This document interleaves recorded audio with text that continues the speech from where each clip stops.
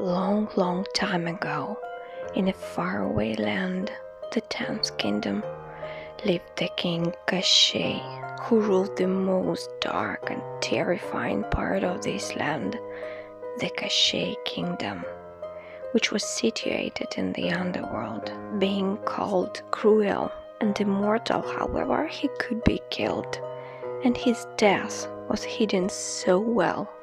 Deep in the sea ocean, there is a buoyant island with a green oak tree standing there. The metal chest is hanging on the branches. Inside this chest, there is a hare. Inside this hare, there is a duck. Inside this duck, there is a golden egg. Inside this egg is a needle, and on the needle's end, there is the death of Koshchei. So who was this Koshchei? Was he a bad character?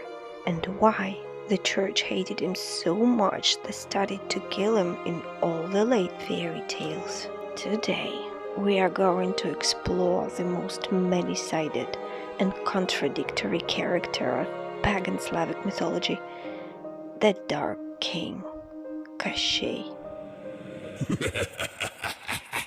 Hi, I'm Stacy, and we are talking about the other side of Russia.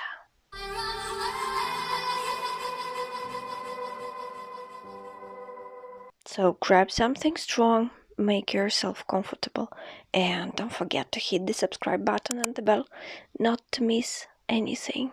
And we are starting. Koschei the Immortal is the most contradictory character in the Slavic mythology. According to the most popular version, he is a Tsar, a king of Koshchei kingdom, kidnapping young and beautiful ladies and trying to marry them. He always fighting multiple bogatirs or knights, being an evil figure. His name meaning has a lot of variations. The most simple and popular one is that the name Koshchei came from the word kost, means bone, which explains his appearance and blah blah blah. But we are here because we want to know more, being not satisfied with the simple versions. So let's dig deeper. The most strange thing is that his appearance was never described in any legend. Everything we saw in fairy tales or just in numerous pictures is a suggestion. The best look to fit the qualities that people wanted him to have, but actually he could look completely different. According to his abilities and superpowers, he could have a look of a human lizard. He's cold, half dead, could receive long-term immobility with no food or drink, hibernating, and then in a certain moment he could rush and attack a victim immediately. And all these features resembles the hunting of a crocodile. And as we remember from one of my previous videos about Zmei Gorinich, I leave the link right here for you.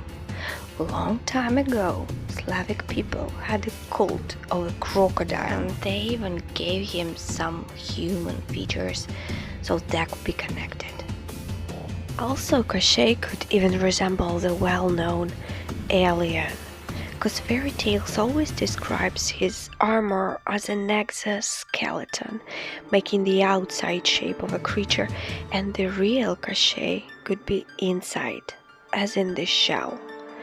That explains his immortality. The water could give him powers after a long-term hibernation, as if he is back to life. Also, he could resist extreme heat and cold. So do tardigrades, invertebrates close to arthropods. But these are just suggestions.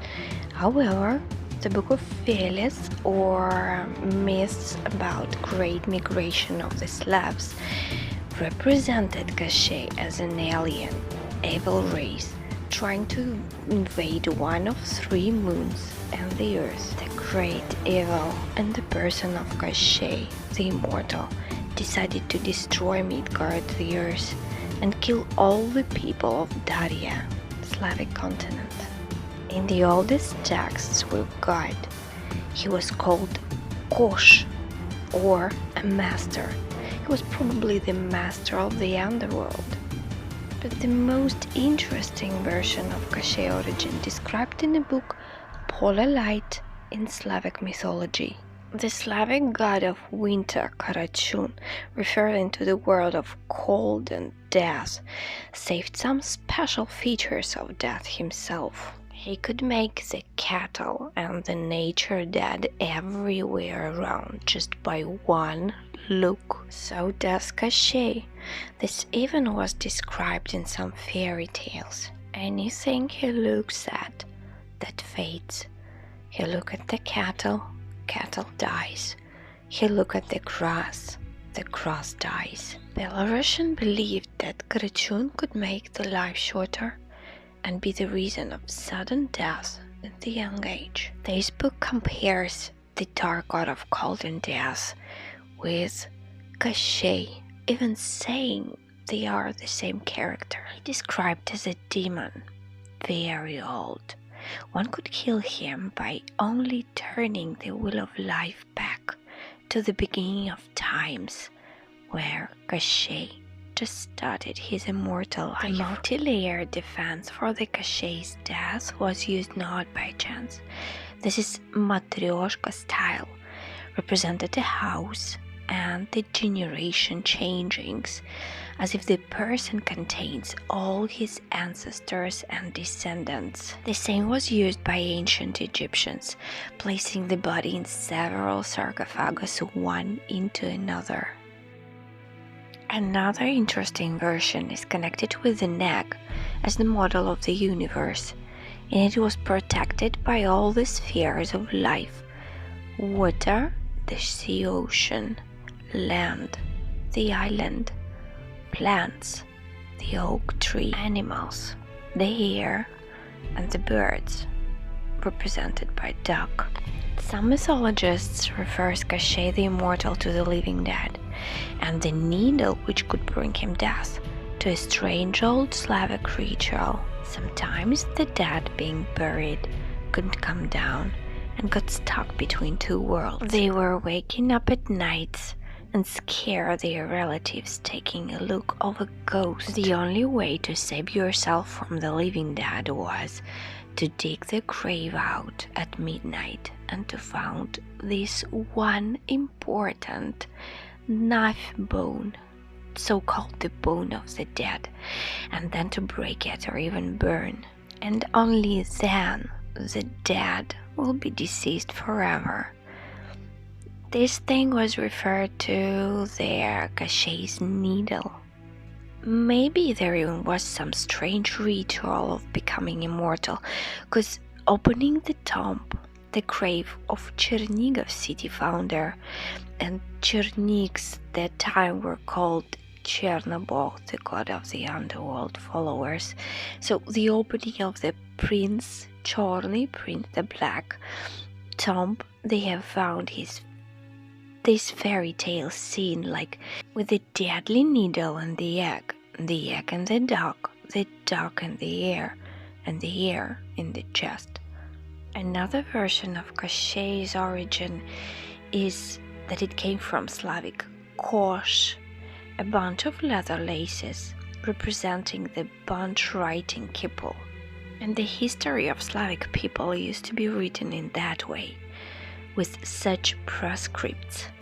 And the keeper of those knots was called Koshchei. This title was immortal because he touched two worlds and stayed between ancestors and descendants, saving the history secrets, half living, half dead.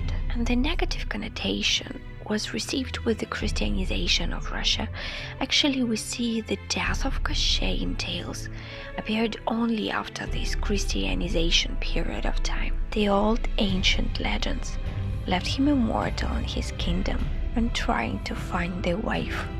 Also later with Christianization he received the status of a villain, the king of the underworld trying to destroy the world of the living. So not just a confrontational power teaching the main character the hero and helping him to become major, but a pure evil. I think is just connected with the church trying to remove pagan history and kill the Slavic perception of the world.